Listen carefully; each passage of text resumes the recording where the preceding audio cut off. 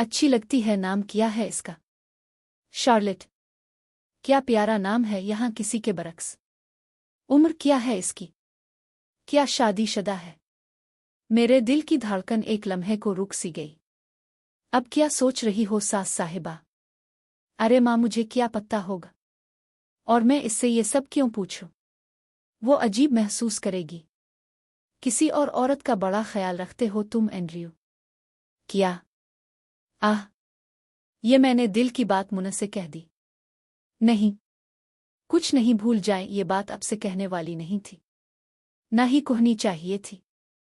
फजूल बातों पे ध्यान ना दो बेटा, मेरे साथ बात करो।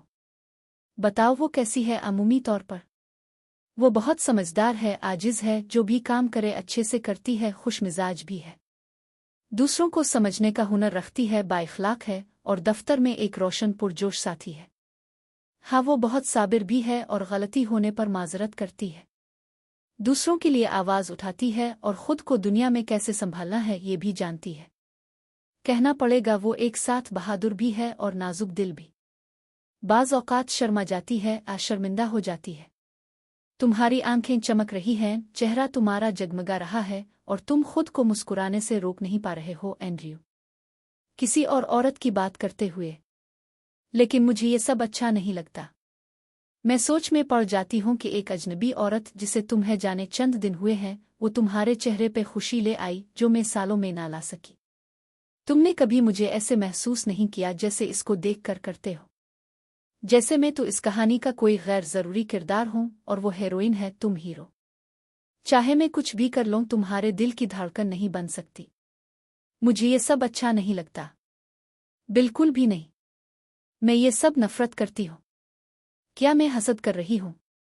बच्चों जैसा बर्ताव। खैर, मुझे परवाह नहीं। भाई वो खूबसूरत है। बस कर दो, खुदा के लिए अब बस कर दो। ऐसे मत सता मुझे। मैं एंड्रयू की तरफ देखती हूँ। वो मुझे देख रहा है, जैसे पूछ रहा हो कि जवाब दे सकता है या नहीं। तो अब पूछ रहे हो? जब बाकी सब कहा तब तो मुझसे कुछ नहीं पूछा था, और अब तो मैं तुम्हारी किसी झूठे तसल्ली बख्श जवाब की भी तलबगार नहीं हूं। मुझे क्यों देख रहे हो? तुम्हारी प्यारी बहन ने सवाल किया है, जवाब दो ना। मम, मैं ऐसी बातों पर ध्यान नहीं देता, लेकिन अगर कहना हो तो वो हमेशा साफ सुथरी, हंसती मुस्कराती रहती है, इसीलिए पुरकशिश लगती है। क्या बेशर्मी है मेरे सामने, अपनी बीवी के सामने यूं इस औरत की तारीफें करना और कहना कि तुम्हारा ध्यान नहीं जाता।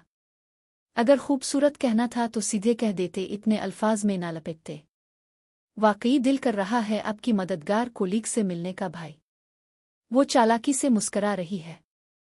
अब याद आया, वो भी तुम सबसे मिलने में दिलचस्पी रखती है, क्योंकि मैं अक्सर माँ और तुम्हारा जिक्र करता हूँ इससे कि तुम दोनों मेरे ख्याल रखते हो। मुझे तो लगता है जैसे मेरा कोई वजूद ही नहीं इस खानदान में। सब आपस में बात कर रहे हैं और मेरी मौजूदगी जैसे कोई गर्द का जरुआ हो। क्या तुमने इससे मेरे बारे में भी कुछ बताया एंड्रयू? मैं क्या कहा इससे मेरे बारे में? हाँ, क्या बताना चाहिए था?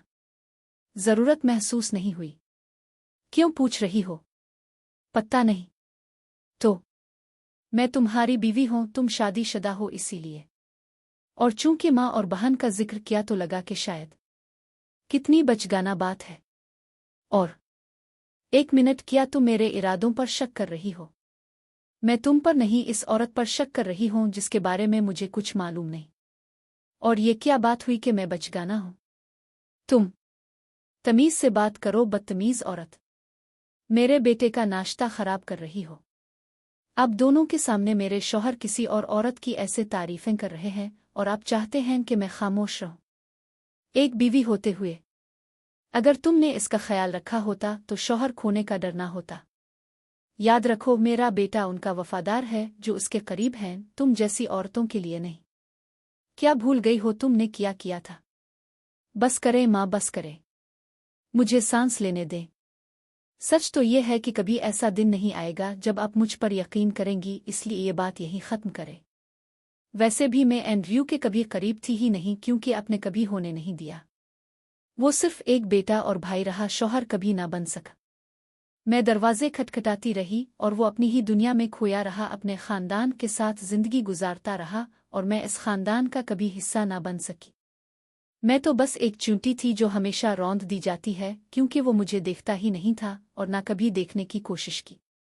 अब तो जान गई हूं कि अगर मैं सब कुछ देती रहूंगी बगैर शिकायत के तो मेरा फायदा ही उठाया जाएगा। मैं जानती थी इस घर में मेरी अहमियत क्या है, लेकिन खुद को उम्मीद दिलाती रही कि शायद मैं ही गलत सोचती हूँ। लेकिन अब यकीन हो गया है कि मैं वाकई तुम लोगों के लिए कुछ नहीं हूं और प्लीज एंड्रयू ये मत कहना कि मैं ज़रूरत से ज़्यादा सोच रही हूं। मैं नहीं चाहती कि मेरा दिल तुम्हारे लिए मज़ीद धड़के क्योंकि वो मुझे मज़ीद ज़ख्मी करेगा। माँ आप अब इससे बात ना करें, मैं संभाल लूंगा। स्कारलेट तुम मेरी माँ से इस तरह बात क्यों कर रही हो? कितनी बार कह चुका हूं कि वो तुमसे बड़ी हैं, तुम्हें उनका अदब करना चाहिए।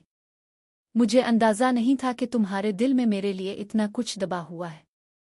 अगर होता तो मैं कभी तुम्हारे लिए बदलने की कोशिश भी ना करता। और तुम शार्लेट के बारे में ऐसी घटिया बात मत सोचो, वो सिर्फ मेरी कोलीग है, बस तुम्हारी गंदी सोच है जो यहाँ तक ले आई। मैं आज रात इसे खाने पर बिला रहा हूँ, कोई मज़ेदार खाना बनाना, ताकि तुम सीख सको कि मेरी कोलेग्स की इज्जत कैसे की जाती है, जैसे तुम मेरी बीवी होने के नाते मेरी करती हो। कितना बेरहम है तुम्हारा ये फैसला एंड्रयू।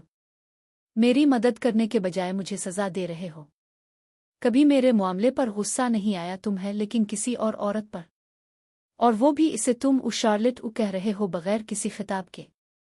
और तुम कैसे चाहते हो कि मैं मान लूं कि वो तुम्हारी सिर्फ कोलीग है? जब तुम उसके बारे में बात करते हो तो तुम्हारे चेहरे के तासुरात और तारीफें सब कुछ कह जाते हैं। लेकिन एंड्रयू तुमने कभी कोशिश ही नहीं की, कभी सच में कोशिश नहीं की।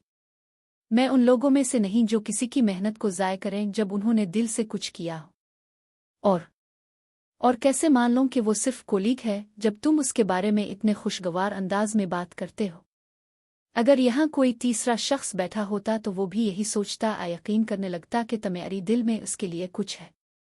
और प्लीज इसे किसी और दिन मदऊ कर लेना अगर बुलाना इतना ही ज़रूरी है, क्योंकि मेरे अंदर अब और कुछ बर्दाश्त करने की ताकत नहीं रही।